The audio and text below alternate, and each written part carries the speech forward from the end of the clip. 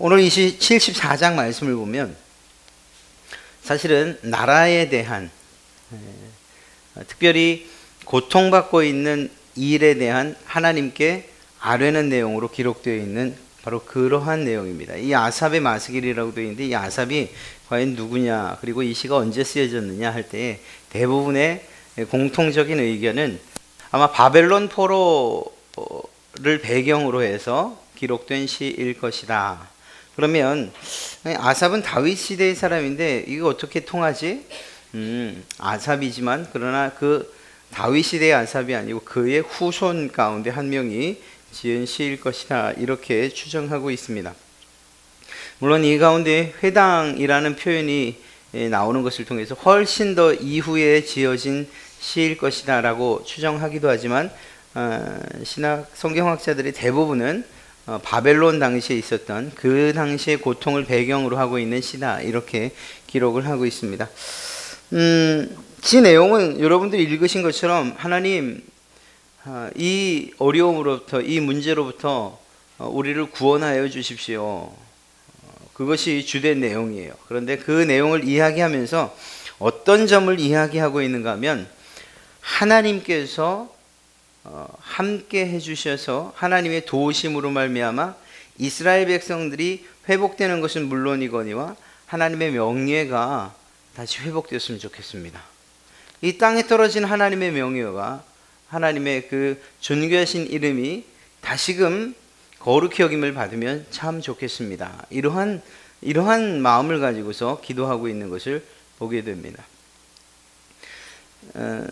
성경에는 분명하게 이야기하는 것이 그들이 하나님이 계시지 않은 것처럼 특별히 성전을 회파하고 부수는 이런 모습들이 너무 가슴 아픕니다. 그래서 그가 이야기하는 내용들도 바로 그것이에요. 3절부터 보면 영구히 파멸된 곳을 향하여, 이 영구히 파멸된 곳은 과연 어디를 얘기하는 것일까요? 바로 성전을 얘기하는 것입니다. 이스라엘 백성들이 3차의 공격, 즉 바벨론의 3차 공격 이후에 완전히 멸망하게 되거든요. 그래서 성전이 그냥 부서지고 맙니다. 그래서 다시 재건될 만한 그러한 희망이 없어요. 그런 희망을 찾아볼 수가 없었습니다. 그래서 이 시인도 쓰기를 영구히 파멸된 곳을 향하여 라고 이야기하는, 그건 바로 성전을 이야기하고 있는 것입니다. 그리고 바벨론으로 포로되어서 다 옮겨간 상황이죠. 성전은 무너졌고, 그리고 나라는 다 부서졌고, 그리고 유능하다고 똑똑하다고 쓸만한 사람들은 다 포로로 잡아서 바벨론으로 이끌고 간 이런 상황이에요. 그러니까 희망이 없는 상황이죠. 그런데 이 시인은 지금 기도하는 것이 무엇인가 하면, 하나님 이 파멸된 곳을 향해서 주의 발을 옮겨 놓으십시오. 이것이 어쩌면 이 시인이 드리고 있는 정말 간절함이에요.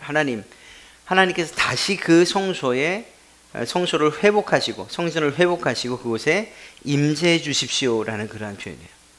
사람들이 볼 때는 다 부서지고 그리고 다 깨져버리고 말았지만, 그러나 지금 제가 기도합니다. 하나님 그 부서진 성전을 다시금 회복시키시고 그곳에 임재해 주십시오, 이러한 요청과 기도를 하고 있는 것이죠.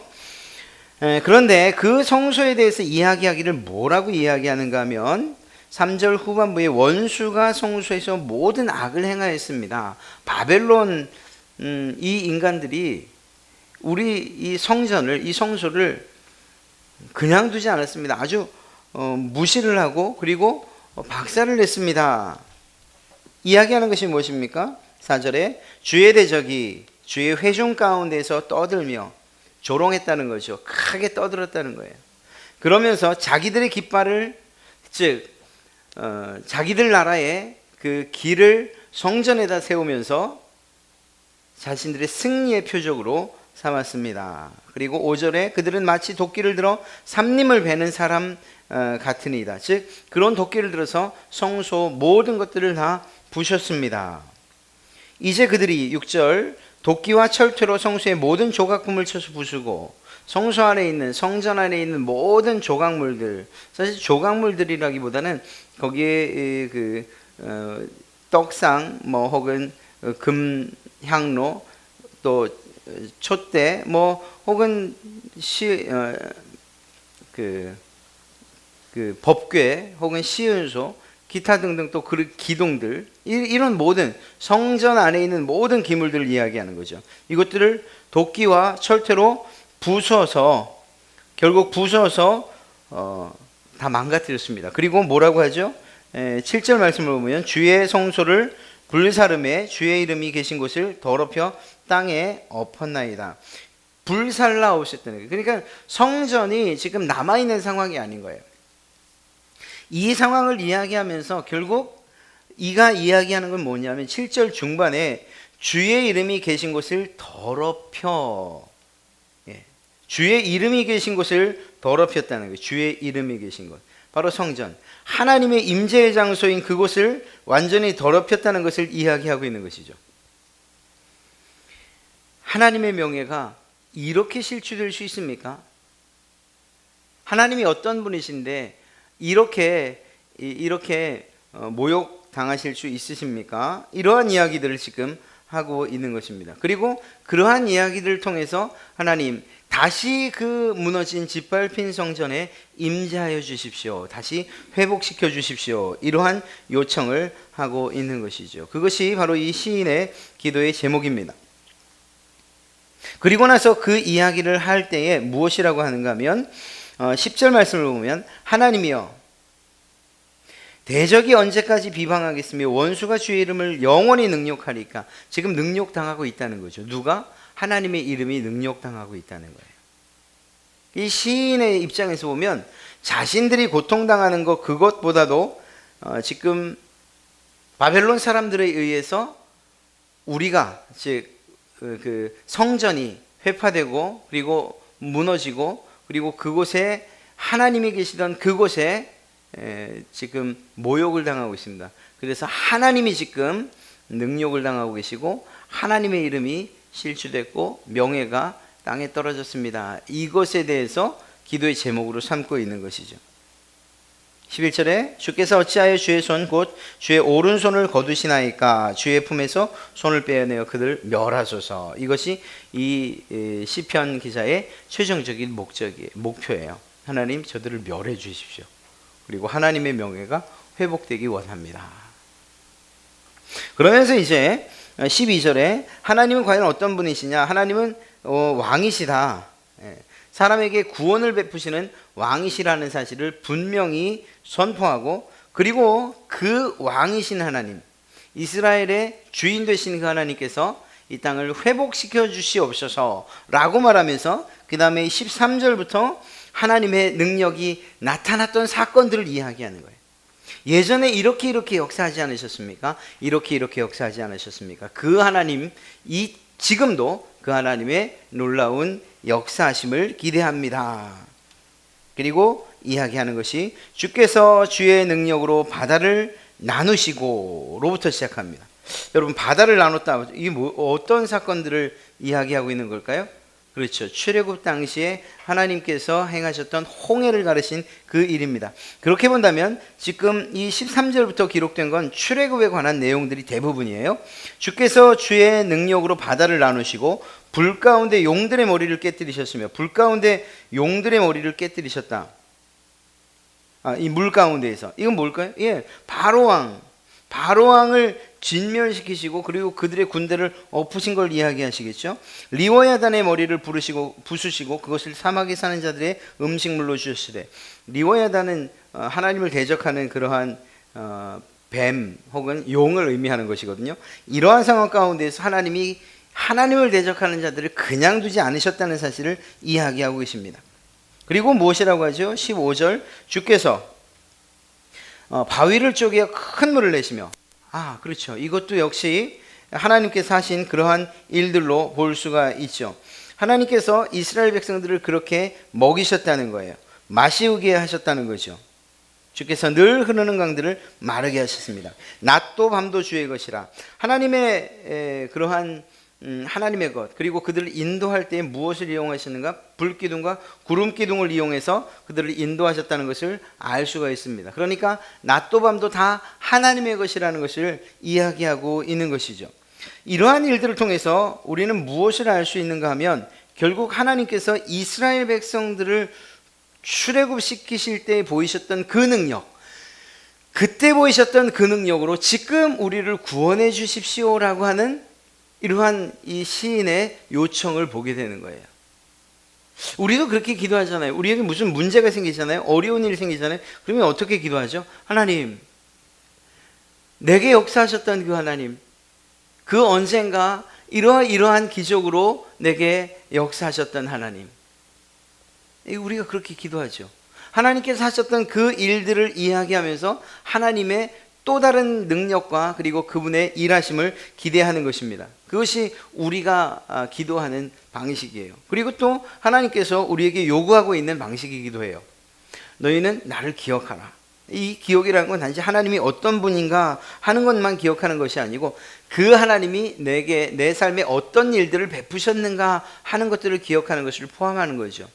우리의 기도는 사실 그냥 단지 기도만은 아니라는 거예요. 하나님, 이러한 일들이 필요하고 이러하니 제게 이루어 주십시오. 이렇게 그냥 단지 지금 일어나는 현상들을 요청하고 있지만, 그러나 그것이 더 강력하게 하나님께 기도되어질 때는 우리에게 베푸셨던 그러한 일들과 그 기적들을 바라면서 하나님, 이 모든 일들이 제게 있기를 원합니다. 그때 역사하셨던 그 하나님이 지금도 역사해 주시기 원합니다. 그때 보이셨던 그 기적을 지금도 보기 원합니다. 이렇게 우리가 요청하고 기도하기 마련입니다. 지금 이 시인도 그러한 내용을 지금 기도하고 있는 거죠. 그리고 나서 후반부에는 이제 18절 말씀부터 보면 여호와여 이것을 기억하소서 원수가 주를 비방하여 우매한 백성이 주의 이름을 능욕하였나이다. 아까 말씀드렸던 것처럼 바벨론 군사들이 하나님을 모욕하고 능욕하는 것을 이야기합니다. 그리고 나서 뭐라고 하냐면 주의 맷비둘기의 생명을 들짐승에 주지 마시며 주의 가난한 자의 목숨을 영원히 잊지 마소서. 이스라엘 백성들, 우리 이 백성들의 아픔과 이 고난을 잊지 말아 주십시오. 하나님께서 하셨던 그 약속들을 지금도 신실히 이행해 주셔서 우리를 구원해 주십시오. 그래서 우리 학대받은 사람들, 지금 21절, 학대받고 지금 고통받고 있는 우리들이 부끄럽게 우리의 땅으로 돌아가지 않도록 해 주십시오. 우리의 땅? 예, 다시 회복된 그 땅을 이야기하는 것이죠. 우리로 하여금 그 부끄러운 마음을 가지고 돌아가지 않게 하시고, 또 가난한 자와 궁핍한 자, 이러한 자가 주의 이름을 찬송하게 하옵소서. 지금은 비록 가난하고 궁핍하고 그리고 고통당하는 그러한 가운데 있지만 하나님께서 저희들을 회복시켜 주셔서 우리가 돌아가는 그 땅, 우리의 고향에 가서 하나님을 영원토록 찬송하게 해 주십시오. 그리고 계속해서 이야기하죠. 하나님이여 일어나 주의 원통함을, 주의 원통함이에요. 주님의 원통함, 능욕받고 멸시받고 하나님의 실추된 명예를 경험하셔야 했던 그 주의 원통함을 푸시고 우매한 자가 종일 주를 비방하는 것, 즉 이 바벨론 사람들이 승전가를 부르며 하나님을 모욕하는 이것들을 기억하옵소서. 그들의 소리를 잊지 마소서. 일어나 주께 항거하는 자의 떠드는 소리가 항상 주께 상달되나이다. 즉 하나님께서 이 모든 일들을 기억하셔서 우리를 구원해 주십시오 라고 하는 이야기입니다. 이야기는 매우 간단해요. 그리고 시도 우리가 충분히 알 수 있고, 그리고 합당한 시처럼 여겨지고, 그리고 우리 또한 이렇게 기도할 것이고요. 첫째, 이 일이 어떤 상황 가운데서 일어난 일인가 하는 것은 우리가 꼭 기억해야 됩니다. 명심을 해야 되는 거예요. 왜냐하면 잠시 뒤에 말씀드릴 이야기와 연결되기 때문이에요. 이 경우의 고난은 애매한 고난, 즉 이유 없는, 내가 왜 이런 일을 당해야지? 내가 참 선하게 살았는데 선인들이 악인에게 당하는 단순한 그러한 고난은 아니에요.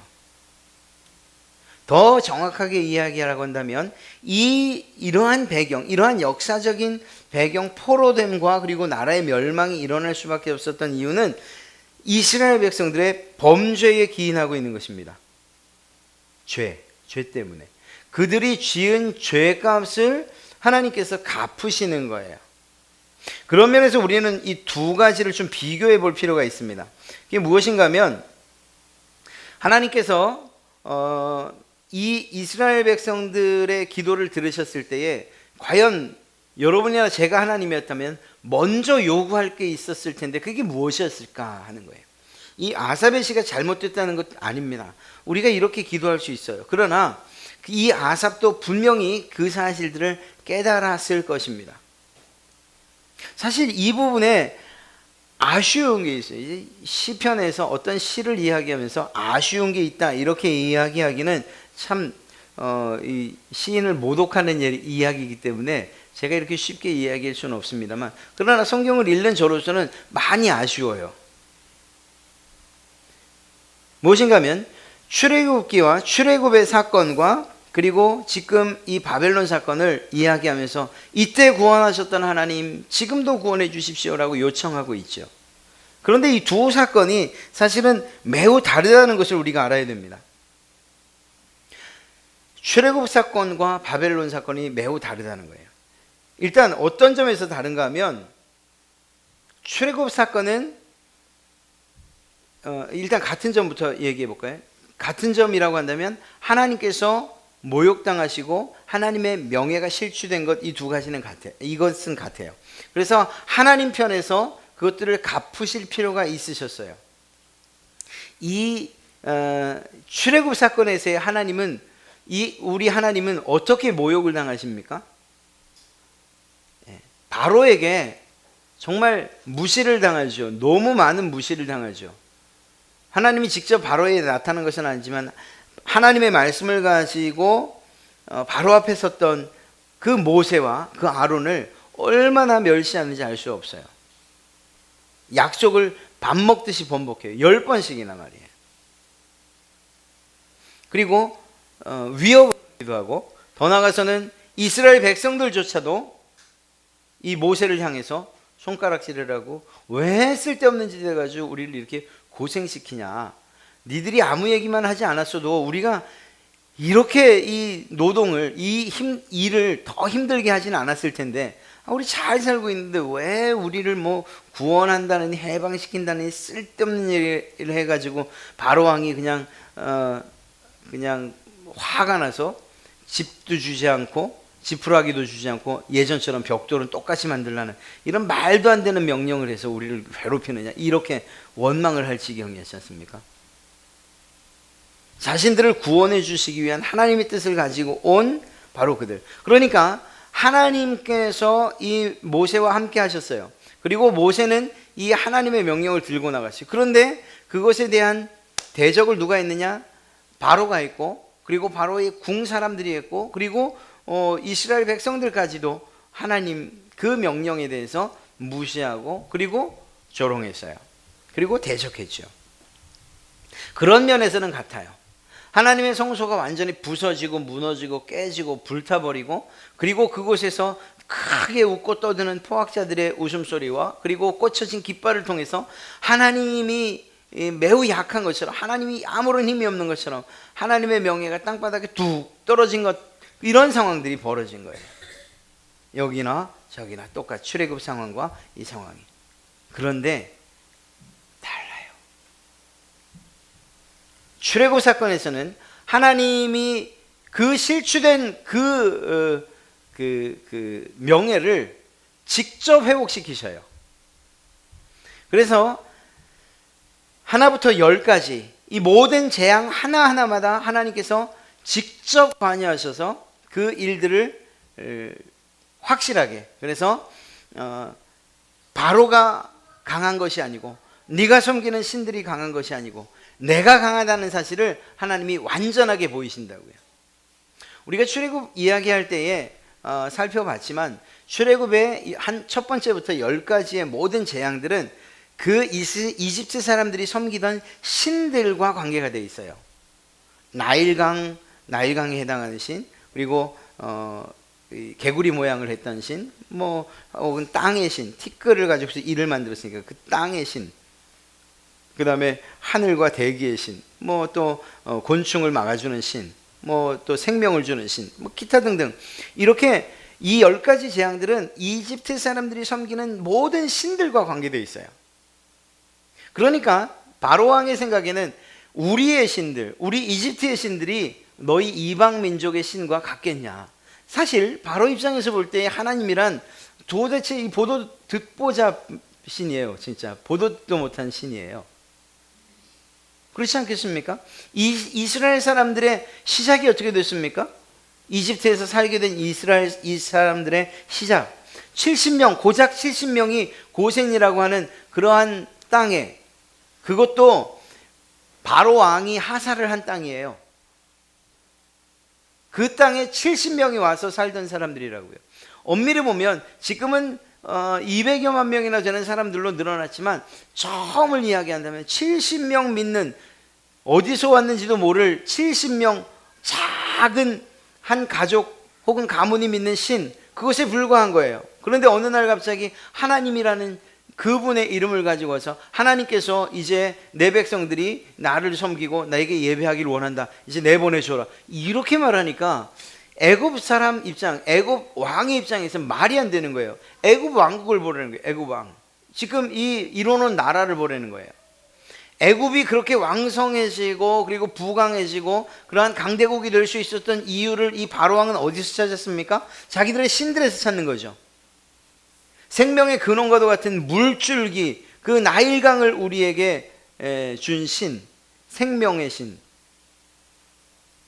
다산의 축복을 준, 그리고 암소와 그리고 황소의 신, 농사를 지을 수 있게, 기타 땅의 기운을 받아서, 혹은 대지의 그리고 대기의 그리고 하늘의 신들이 우리를 도와서, 이렇게 바로왕이 생각했던 자기들이 섬기는 그 수많은 신들에 비교하면 하나님이라는 신은 아무것도 아닌 것이었어요. 그래서 그렇게 무시했던 거예요. 물론 노동력을 뺏긴다는 것 자체도 도저히 이해할 수 없는 상황이었죠. 그렇게 자기들의 신들이 더 강하다는 그런 우월감을 가지고 그리고 자랑했던 거예요. 그런 면에서 바로 왕도 스스로 교만할 수밖에 없었던 거죠. 아무것도 아닌 거예요. 그냥 이집트 사람 한 명 병사 하나 주기 위해서 도망갔던, 그런 반역했던 한 사람 정도, 모세에 대해서 그 이력을 살펴봐도 상대가 안 되는 그런, 그런데 그가 어느 날 와서 하나님을 이야기하고 그 하나님이 백성들을 다 내보내 달라고, 이제 나를 예배하기 위해서 이 백성들이 다 나가야겠다고 말하니까 우스운 거죠. 내가 제일 강한데, 내가 믿는 신들이 더 강한데 이집트의 신들을 보라고, 이런 상황 하에서 하나님과 부딪힌 거예요. 하나님께서 멸시를 받으셨지만, 그러나 그것들을 하나하나, 재앙 하나하나마다 정말 그 재앙이 이집트 사람들에게 임하게 하시면서 하나님이 얼마나 강하신 분인지, 그리고 그 하나님이 다른 신들, 자기들이 믿고 따르는 이집트 신들과는 비교할 수 없는 그런 신이라는 것을 이 바로왕과 그리고 이집트 온 백성들로 하여금 알게 하셨던 것이죠. 그것이 하나님께서 행하셨던 일인 거예요. 그러니까 하나님께서 이 일을 통해서, 이 10가지 재앙을 통해서, 하나님, 내가 하나님이다, 너희의 신들 아무것도 아니고, 너희는 강하다고 하지만 나보다 강할 수 없고, 내가 천지를 만든 신이고 그리고 이 우주 만물을 유지하고 보존하는 신이고, 그러니 너희는 나와 싸울 수 없다는 사실에 대해서 이 바로왕과 그 이집트 사람들에게 완전 아주 여실히 알려주는 거예요. 그 마지막에는 모두 항복하고 나가라고, 우리가 금은패물 줄 테니까 가지고 나가라고, 이렇게 빌 수밖에 없었던 거예요. 지금 이 시편 기자가 그 상황을 생각하며 기도하고 있어요. 그런데 우리가 이러한 내용을 알면서 우리도 이렇게 기도해야겠구나라는 그러한 생각을 갖지만, 동시에 한 가지를 더 추가해야 된다는 거예요. 배경이 다르고 상황이 달라요. 어떻게 다른지 아십니까? 이집트에서 나올 때에는 하나님의 백성들, 즉 이스라엘 사람들과 관계된 문제가 없었어요. 무슨 말씀인지 아시겠어요? 하나님을 대적하던 것들은 애굽 사람이었고, 지금 우리의 표현대로 하면 세상 신들이었어요. 그들이 하나님을 대적했던 거예요. 그래서 하나님이 그들을 순식간에 정말 10가지 재앙을 통해서 처리하셨던 거예요. 그리고 하나님이 스스로 하나님됨, 그리고 스스로 명예를 회복하셨던 거죠. 그런데 오늘 이 바벨론의 이야기를 하면서 이 시편 기자가 뭐라고 하나, 하나님 그때에 정말 그 놀라운 기적을 행하셨던 하나님, 홍해를 가르셨던 하나님, 그 홍해에 바로왕과 그리고 그 말탄 자들을 다 묻으셨던 하나님, 반석을 치시고 그리고 하늘에서 만나를 내려서 우리를 먹이셨던 그 하나님, 오늘날도 하나님이 이러한 놀라운 기적과 그리고 그 능력이 있어야 합니다. 우리에게 그 은혜를 베풀어 주십시오. 기도하고 있죠. 그 기도가 잘못됐다는 게 아니에요. 그 기도는 우리도 드려야 돼요. 그런데 한 가지 잊지 말아야 될 것은 무엇이냐면, 지금 이 포로된 상황이 무엇으로부터 시작됐느냐 하는 사실을, 이 사실을 잊은 채 그냥 도와주십시오, 예전에 우리 도와줬으니까 지금 도와주십시오, 이렇게 말할 수는 없다는 거예요. 왜 포로가 됐다고 말씀드렸죠? 자기들의 죄 때문이었어요. 자기들의 죄.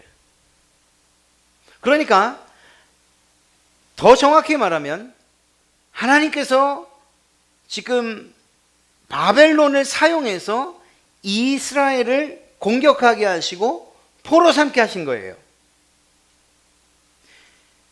더 정확히 말하면 하나님의 성소가 부서지고 불타고 무너져 버린 그것을 허용하신 분이 누구냐면 하나님이시라는 거예요. 뭔가 이게 말이 맞지 않는 것 같지만 그러나 사실이에요. 물론 바벨론 사람들은 이 일을 한 것에 대해서는 반드시 하나님께서 갚으셔요. 바벨론이라는 나라도 결국은 사라지고 말죠. 하나님께서 죄에 대해서는 반드시 값을 치르신다니까요. 그리고 그 죄값을 바벨론 사람들이 아주 확실하게 받게 돼요.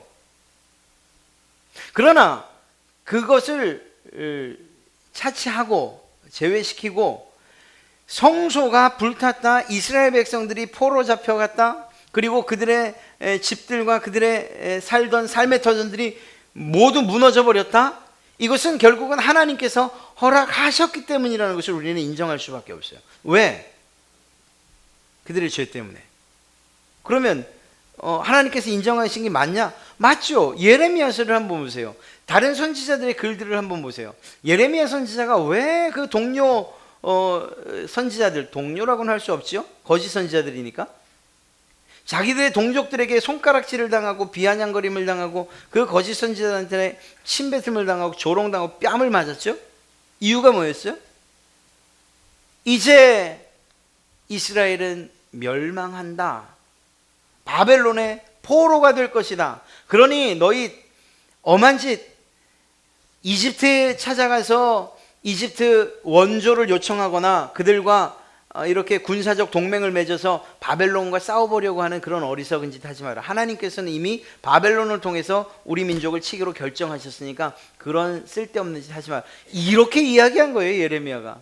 그러니까 이스라엘 백성들 입장에서는, 그리고 종교 지도자들이나 그리고 정부 관계자들 입장에서는 웃기는 얘기죠. 답답한 얘기죠. 말도 안 되는 얘기죠.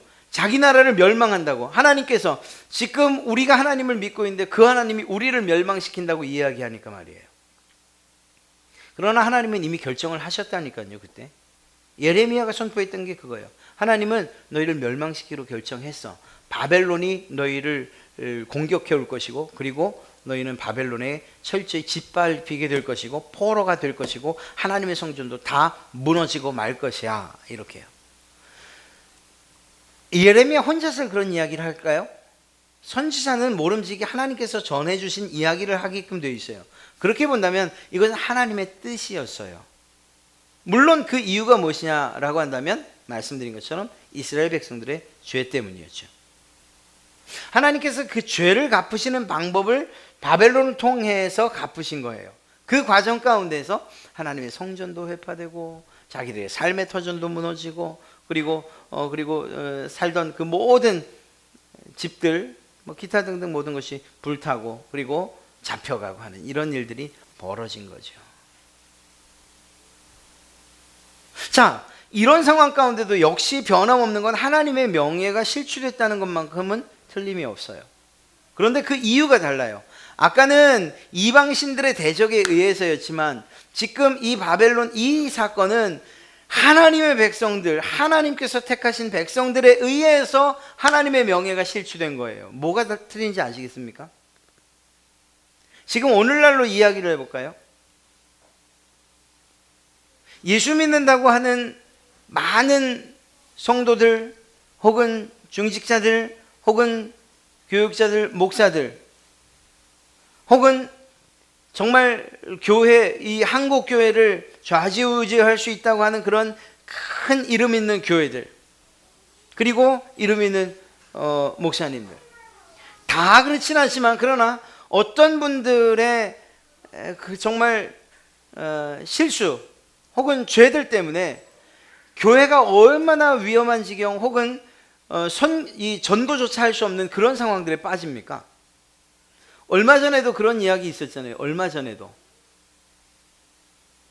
인천 무슨 모 교회 어쩌고 저쩌고 한 얘기. 참 부끄러운 얘기죠.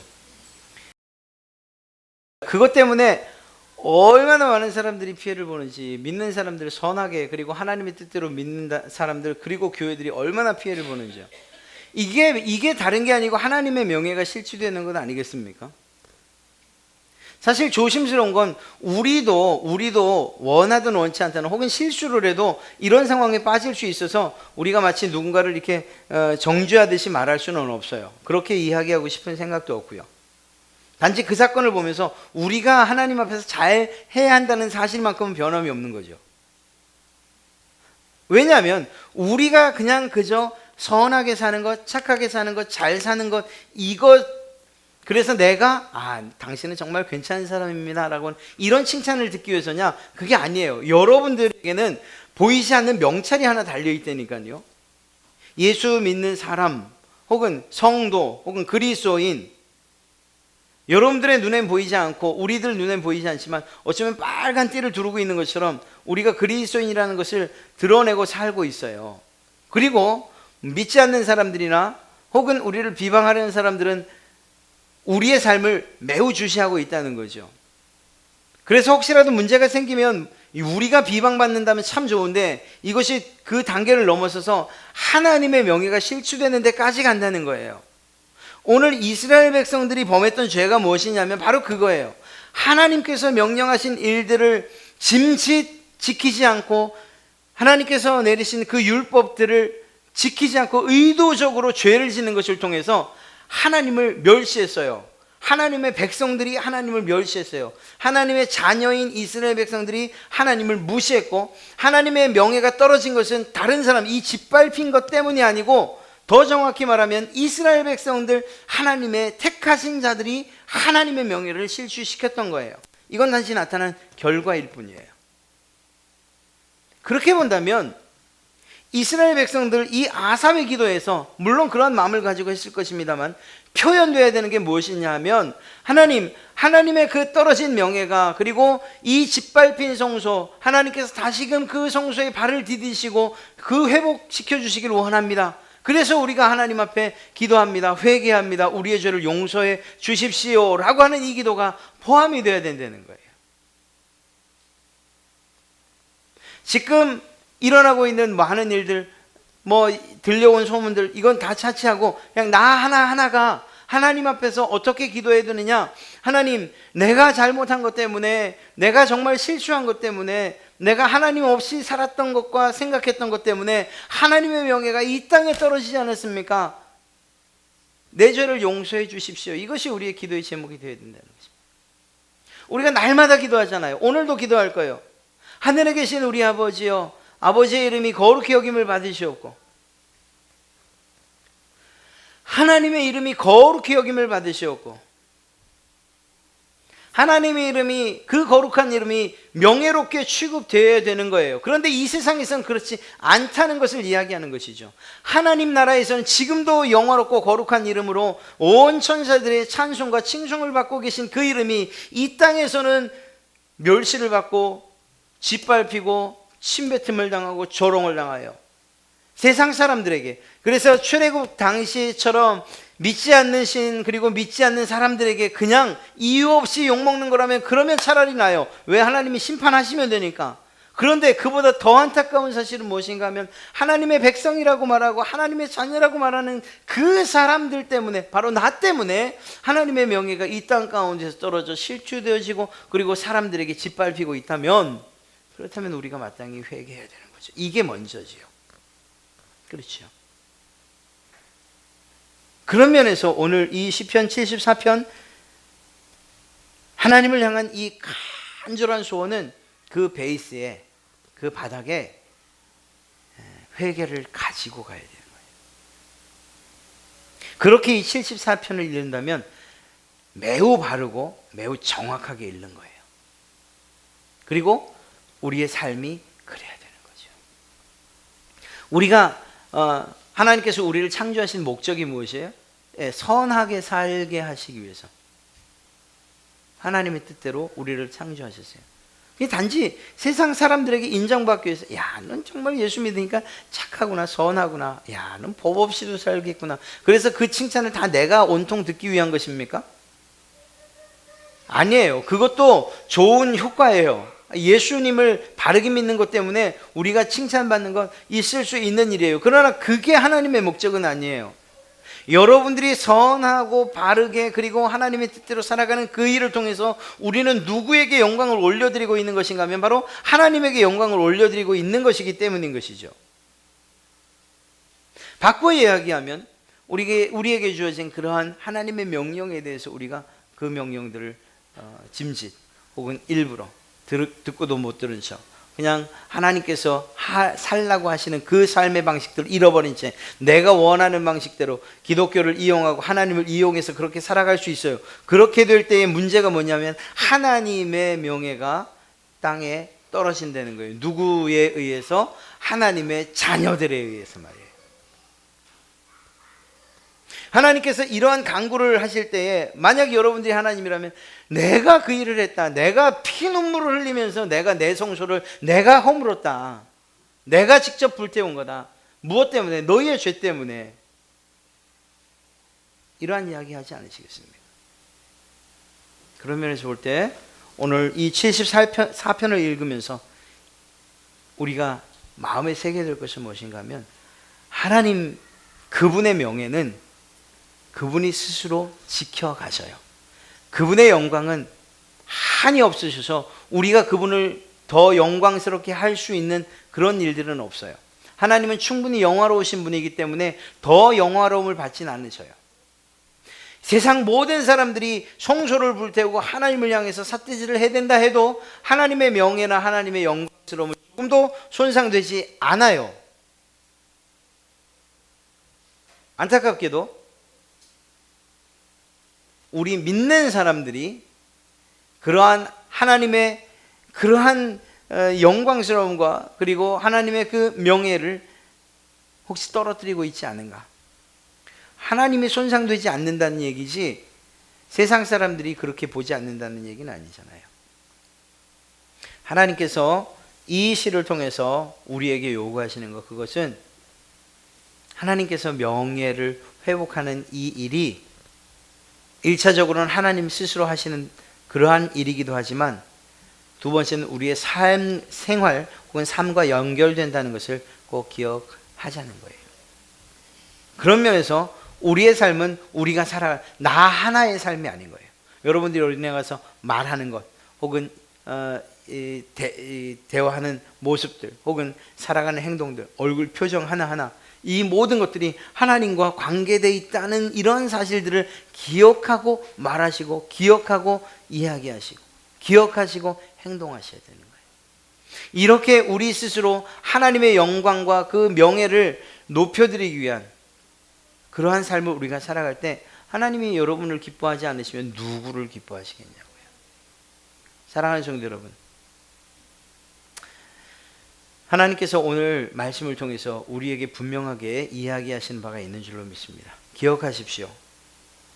우리의 실수 혹은 우리의 죄가 혹은 우리가 이런 죄의식 없이 사는 이런 모든 것들, 특별히 그리스도인의 삶이라고 하는 선한 혹은 착한 뭐 이런 기타 등등의 윤리적이고 도덕적인 그러한 삶 이런 것들을 무시하고 살 때에 결국 그 모든 그 명예의 실추는 하나님의 명예가 실추되고 있다는 것이에요. 다시 말씀드리지만 제가 이게 실추가 명예가 땅에 떨어졌다 이 말하는 게 실질적으로 하나님의 명예가 땅에 떨어졌다는 게 아니라니까요. 그거를 오해하지 마세요. 또 이걸 반대로 그래 땅에 떨어지지 않는데 뭐 내가 어떻게 살면 어때? 이렇게 이야기할 것도 아니에요. 왜냐하면 우리의 삶의 결과를 통해서 누군가가 하나님의 명예를 땅에 떨어뜨리는 것처럼 그렇게 하나님이 아무것도 아닌 것처럼 취급하는 이 일이 있어서는 안 되니까 말이에요. 하나님의 명예가 실추되지 않는다는 게 뭘 의미할까요? 하나님의 영광스러움은 완전하시다는 게 마지막 날에 그거 다 갚으시거든요. 완전하게 갚으실 거거든요. 그분의 영광스러움은 세상 그 어떤 찬란함보다 더 아름답게 지금도 그리고 앞으로도 영원토록 빛날 것이기 때문에. 그러나 우리가 이 세상을 살아가면서 하나님의 그 영광의 빛을 이렇게 반사하는 거울로서 우리 스스로를 깨끗하고 정결하게 함으로 하나님을 온전히 알게끔 이렇게 비춰줄 그러한 책임과 의무가 우리 그리스도인에게 있다는 이 사실만큼은 잊지 말아야 된다는 것입니다. 사랑하는 성도 여러분, 그래서 우리에게 날마다 우리 스스로를 돌아보는 회개가 있어야 돼요. 하나님의 그 죄 용서함, 무한한 사랑, 하나님이 죄 용서하지 않겠다고 하지는 않으시는 분이시잖아요. 우리가 하나님 앞에 정말 가지고 나오기만 하면, 우리의 죄를 주님 앞에 고하기만 하면 하나님께서 다 깨끗하게 씻어주시는 분이잖아요. 이런 일을 통해서 우리의 영적인 부분 혹은 우리의 마음과 심령적인 그리고 우리의 신앙에 대한 그리고 우리의 삶에 대한 모든 부분들을 하나님 앞에 회개해야 돼요. 그때 하나님께서 우리의 죄를 용서해 주실 뿐만 아니라 하나님께서 영광스러움을 우리의 회개를 통해 취하시게 될 것이기 때문이죠. 하나님의 명예 회복, 그것은 우리의 회개로부터 시작되는 것이라고 이야기할 수 있는 것입니다. 사랑하는 성도 여러분, 오늘 이 말씀을 기억하시면서 하나님께서 우리에게 요구하시는 바가 그것이구나.